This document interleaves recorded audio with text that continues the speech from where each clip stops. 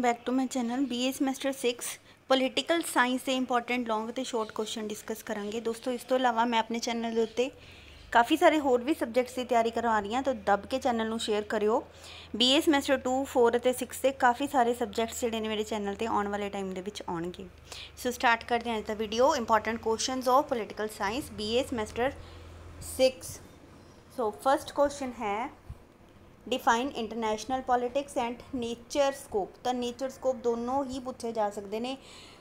हो सकता है कि एक मोड वालियां नूं नेचर पूछ लें, दूजे वालियां नूं स्कोप पूछ लें। तो बहुत ही इंपॉर्टेंट क्वेश्चन है कि अंतरराष्ट्रीय राजनीति और इसके सुभाव और खेतर के बारे दसो।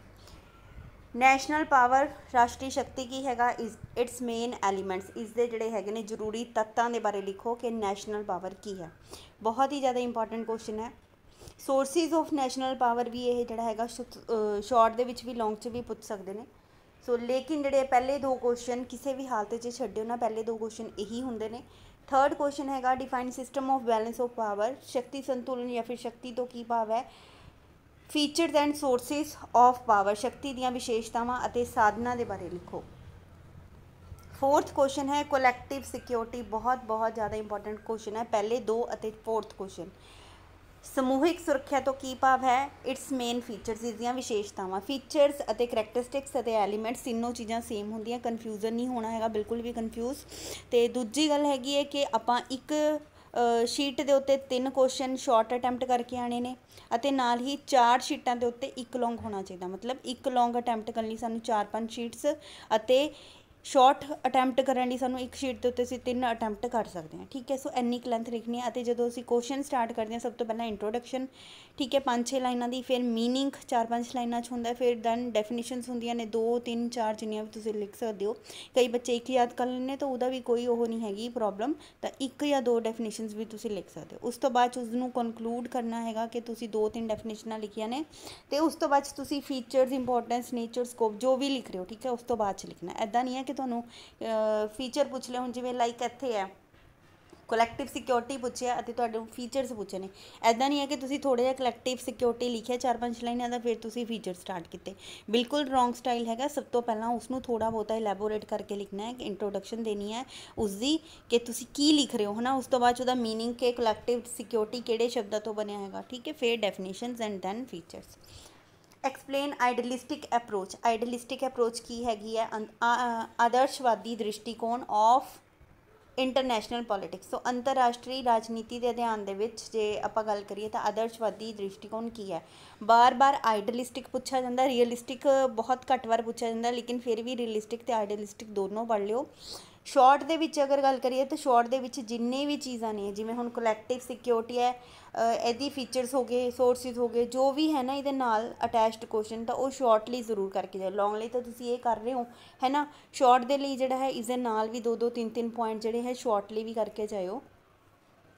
तो उस तो बाद define cold war and it's nature. Cold war यानी कि शीत युद्ध की है, इसका सुभाव दसो। Define post cold war era, ठीक है, उत्तर शीतकाल बारे दसो। इन इंटरनेशनल पॉलिटिक्स, अंतरराष्ट्रीय राजनीति दे विच उत्तर शीतकाल समय के बारे दसो। सो जो जो इंसीडेंट होए सी आपां उहदे विच लिखने ने।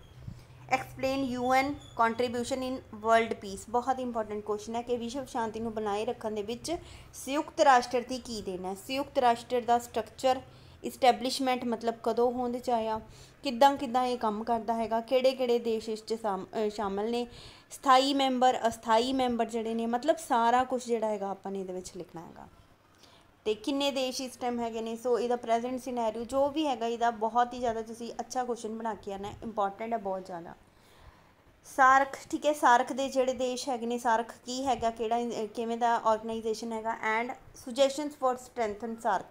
सार्क नूं मजबूत बनाने लई, ताकतवर बनाने लई सुझाव दसो कि किदां सार्क नूं मजबूत बनाया जा सकता है। बहुत ही इंपॉर्टेंट क्वेश्चन है। 8th और 9th किसी भी कीमत पर आपां छड्डने नहीं है। उस तो बाद United Nations declaration of human rights, बहुत इंपॉर्टेंट क्वेश्चन है। संयुक्त राष्ट्र दे वल्लों मानवी अधिकार घोषणा के बारे बयान करो। सो ह्यूमन राइट्स वाला क्वेश्चन बहुत आता है। तो define purposes and principles of United Nations. तो यूनाइटेड नेशंस और सार्क के उत्ते तुसीं कुछ भी नहीं जान सकते।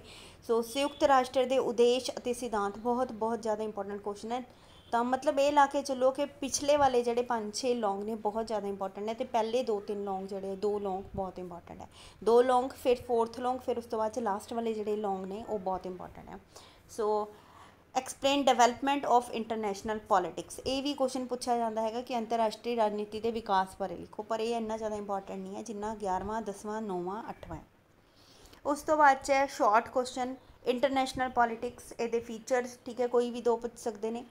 तो सार्क दियाँ प्रॉब्लम्स की ने, प्रिंसीपल्स की ने, ठीक है, सार्क नूं किद्दां जिहड़ा है एस्टैबलिशमेंट हुई, मतलब सार्क नाल रिलेटेड हरेक चीज़ दे 2-2 3-3 पॉइंट जरूर करके जाओ। ऐदा नहीं है कि मैं इत्थे लिखिया नहीं हैगा कि हाँ ये चीज़ किद्दां बनी हो, एवें तो ये लिखनी जरूर है।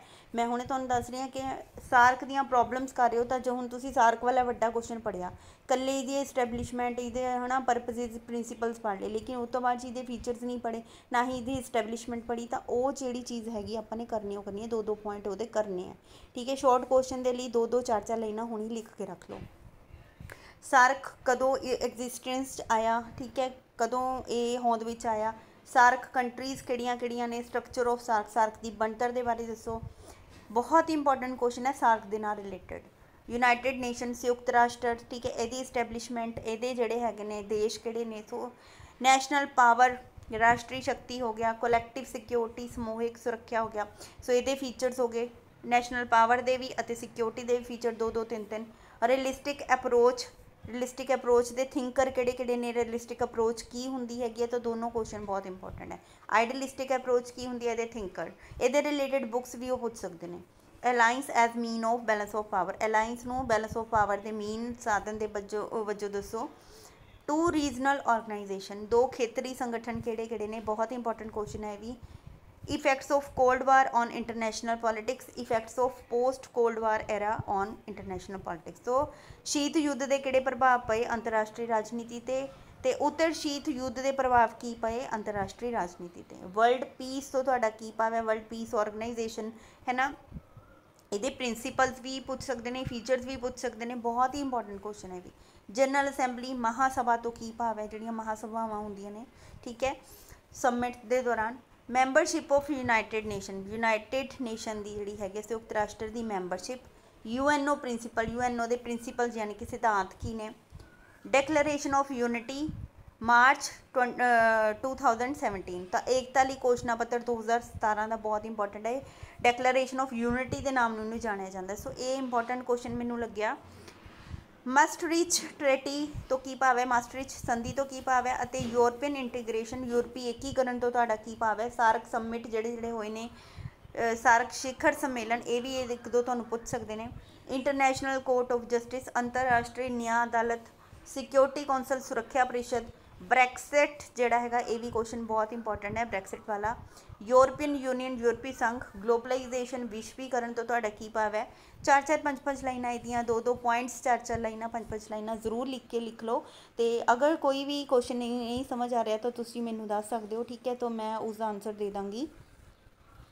ह्यूमन राइट्स मनुखी अधिकारां तो की भाव है, तो वारसा पैक्ट तो की भाव है, ठीक है, बहुत इंपॉर्टेंट क्वेश्चन है। नैटो तो तुहाडा की भाव है। बुक्स ऑन इंटरनेशनल पॉलिटिक्स अंतरराष्ट्रीय राजनीति के उत्ते कोई भी किताबां जड़ियां ने 2-3 किताबां जड़ियां ने लिख लो। एक तो इंटरनेशनल पॉलिटिक्स ही फर्स्ट बुक हैगी है, तो होर भी काफ़ी सारिया बुक्स होणगियां, सो वो भी तुसीं जिहड़ा हैगा याद करके रखियो। सो ये सी अज दा वीडियो, मिलते आपां नवें वीडियो दे नाल। धन्नवाद।